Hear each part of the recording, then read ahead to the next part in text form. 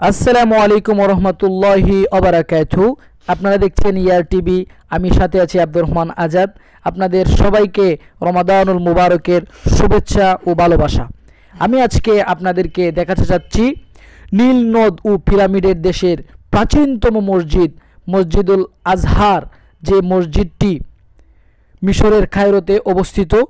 এটা এমন একটা মসজিদ যে মসজিদ থেকে আল আজহার ইউনিভার্সিটি প্রতিষ্ঠিত হয়েছে। এটা এমন একটা মসজিদ যে মসজিদে জালালউদ্দিন সুয়ুতী সহ আরও ভালো ভালো জ্ঞানী মনীষীরা এই মসজিদের মধ্যে কদম দিয়েছেন। ওই জায়গার মধ্যে তারা কিতাব নিয়ে চর্চা করেছেন। তো আমি আজকে আপনাদেরকে দেখাবো আল আজহার মসজিদের ইফতারির দৃশ্য। তো চলুন আমরা জেনে নেই এই আল আজহার মসজিদে কাদেরকে ইফতার করানো হয়।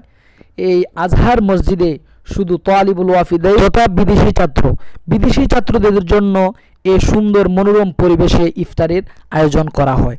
আমি নিজেও এই ইফতারের মধ্যে অংশগ্রহণ করেছি এবং আমার অত্যন্ত ভালো লেগেছে।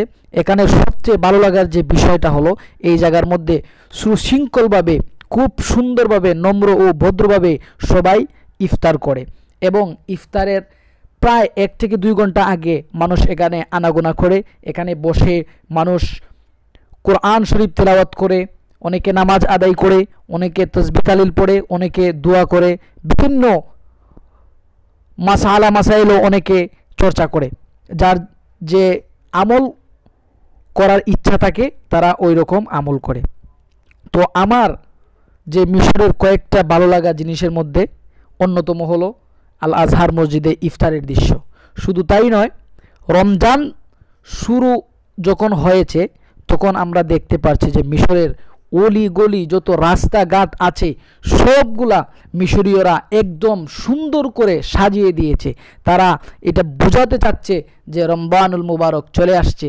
একটা জিনিস আমি লক্ষ্য করলাম যে রমজান আসাতে তাদের মনের মধ্যে এত আনন্দ, প্রত্যেকটা রাস্তাঘাটে সুন্দর করে সাজানো হয়েছে। যারা বিশেষ করে চট্টগ্রামে যারা আছেন, জামিয়া আহমদিয়া সুন্নিয়া আলিয়ার মাদ্রাসার পাশে যারা আছেন, আপনারা হয়তো দেখতে পাচ্ছেন যখন 12ই রবিউল আউয়াল আসে, ঈদে মিলাদুন্নবীর মাস আসে, তখন সময় চট্টগ্রামকে সুন্দরভাবে সাজানো হয়। এর থেকেও বেশি সুন্দর করে মিশরীয় শহরটাকে তারা রমজান উপলক্ষে সুন্দরভাবে সাজিয়ে চলেছে। এই দৃশ্যটা আমার মন কেড়েছে এবং আমি নিজেও এর সাক্ষী হতে পেরে আমার নিজেকে অনেক ধন্য মনে হচ্ছে এবং আমার নিজের কাছে অনেক ভালো লেগেছে।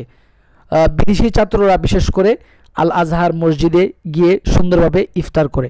আর আল আজহার মসজিদে আরেকটা সুন্দরতম দৃশ্য আমার কাছে যেটা ভালো লেগেছে, ইফতার করার পরে সবাই নিজ নিজ বাসাতে চলে যায়, আবার একটু রেস্ট নিয়ে সবাই নামাজে চলে আসে।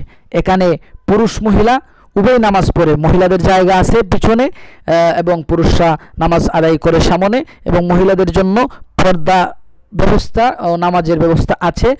যাদের জায়গা হয় না তারা আবার মাঠের মধ্যে পিছন দিকে নামাজ পড়ে। মানে এখানে প্রত্যেকটা দিন এবং প্রত্যেকটা রাত আমার কাছে মনে হচ্ছে যে তারা ঈদের মধ্যে উদযাপন করতেছে। আমি আশা করছি এমন সুন্দর দৃশ্য যদি আমাদের বাংলাদেশেও হতো কতই না ভালো হতো। ধন্যবাদ সবাইকে। আসসালামু আলাইকুম।